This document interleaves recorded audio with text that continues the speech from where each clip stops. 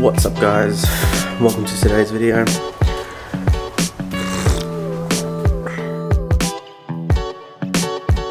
Today we're going to be talking about a knife that's going to be a super negative review. Like, everything about it is just going to be a negative. I hate making these videos, but ever since I've had it, I've wanted to do a negative review on it, which this is going to be the Gerber Grills folding knife. So I'm going to be comparing this knife to a few knives, but to firstly get into it, I don't know what steel it has, but I'm pretty sure it's just some cheap Chinese stuff.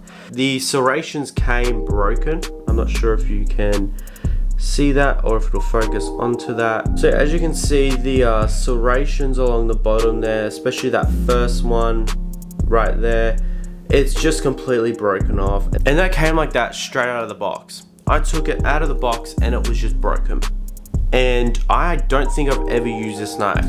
I haven't used it to cut anything. I haven't used it to do anything because I'm scared it's just going to break into a million pieces and cut me, which I have to admit, the ergonomics on this knife are amazing except for the jimping on the back, but I'll get to that later. Fits really well in the hand. Like, even in a reverse grip, it still fits pretty well, and there's that nice bend in the back, in the butt of the handle, where you can really get your finger on there. Like, you can really get a nice purchase on this knife. But there are so many negatives about it, even down to the small details of when it opens, there's a little bit in here that just sticks out. A piece of the blade is just sticking at the bottom, and the sides of it are sharp, like where the handle is. So when you're trying to get a good grip, you can feel it dig into the side of your finger. Who designed this? I don't know, but it's one of Gerber's worst knives. I got this one for about, I think it was $45 or something, so it's super cheap. That's Australian dollars. It's a super cheap knife, but when I see the name Gerber, I think cheap, but worth it. Because when I look at the power frame, cheap, but absolutely worth it. Honestly, best folding knife in their collection. It's super cheap. It's literally just made out of stainless steel, but I was cutting like thick boxes, like boxes about that thick. I was cutting them with this, and it just went through it like butter. And that's what annoys me about this knife, is that they've put no effort in. I don't care that it's Bear Grylls, I don't care that it's Gerber. The fact is, it's a knife. You spent $35 on it in a survival store, and you got a really bad product. And a lot of people are putting good reviews about this knife. Now, the store that I bought it from, I'm looking on their website right now, I can't find the steel that it's made out of. So I'm guessing it's just gonna be some cheap Chinese steel that, I don't know, that maybe it's just a piece of cardboard put together. I don't know, but it is a really bad piece of steel. I don't think I can keep an edge on this knife for more than 10 seconds. Like, I'm pretty sure I put an edge on it and it just crumbles off. So I'm really disappointed with that as well. The serrations, as I showed you before, they're all broken, like broken serrations. You know how hard it is to break serrations? Like, on my Gerber strong arm, it has serrations. I've used that thing to hack at wood. Serrations are still on there. Why couldn't they do this on this knife? That's what I'm curious about. So this is apparently called a ergonomic textured rubber grip, but all I'm seeing is plastic. Cheap rubber that is like so slippery. Plastic. It's plastic. It's a plastic knife with a cheap piece of steel. And that's what annoys me. Gerber, do better, guys. Do better. Stop selling this knife. It is honestly dangerous. It is a lockback. Another issue with this lockback is, look how small it is on the back. Like, trying to push that is near impossible. I really need to like get my finger and jam it in there, and then it closes. Oh, and opening it one-handed, near impossible. It's like a slip joint with a lockback, pretty much. They have just made it so dangerous. Pocket clip, tip down carry. I'm okay with it. It's a nice pocket clip. It's got good edge retention. They've even put a bit of plastic in there so it doesn't rip your pockets up. It's deep carry. It's recessed. Like, it's actually recessed in. Like, they put these little details in. Like, it's not a great recess. Like, from this end, it isn't really recessed, but if you look into there, it's recessed. So they put small details like that in, which the screw's sticking out on this end a little bit, but like, it's small details like that on a $35 knife, which cool, thanks for that, guys. But the centering, then we go into the centering. It's not even centered, even a little bit, at all.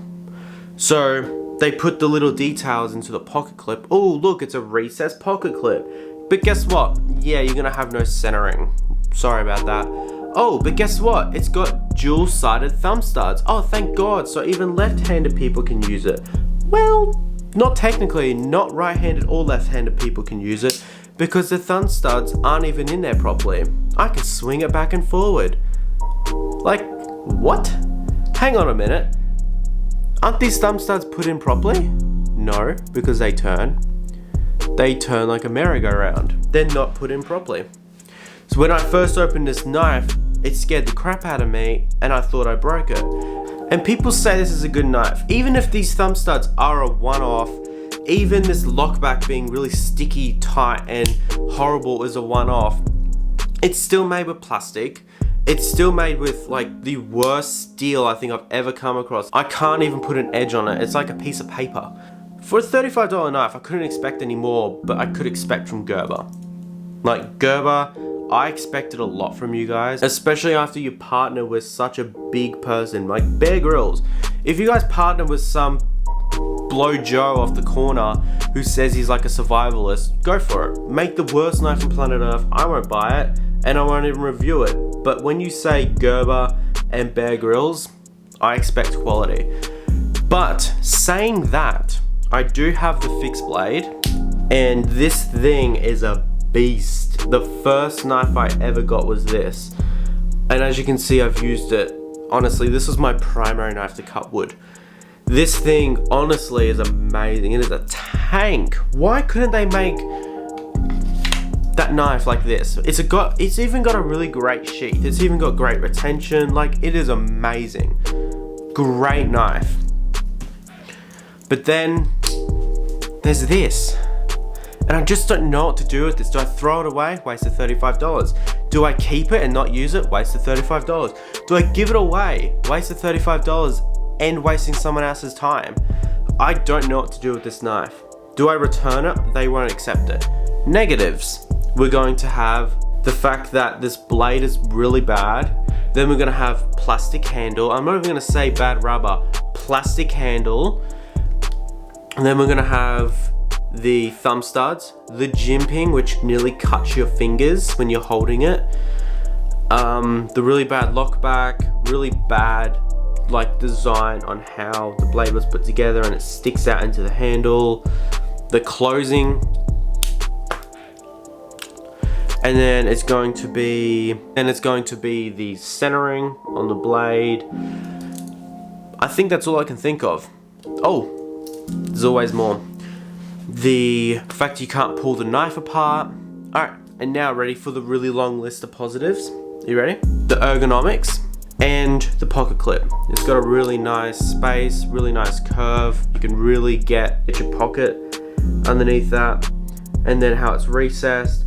Then when you compare it to something like the WE Banter, which is an outstanding knife, like I'm in love with this knife.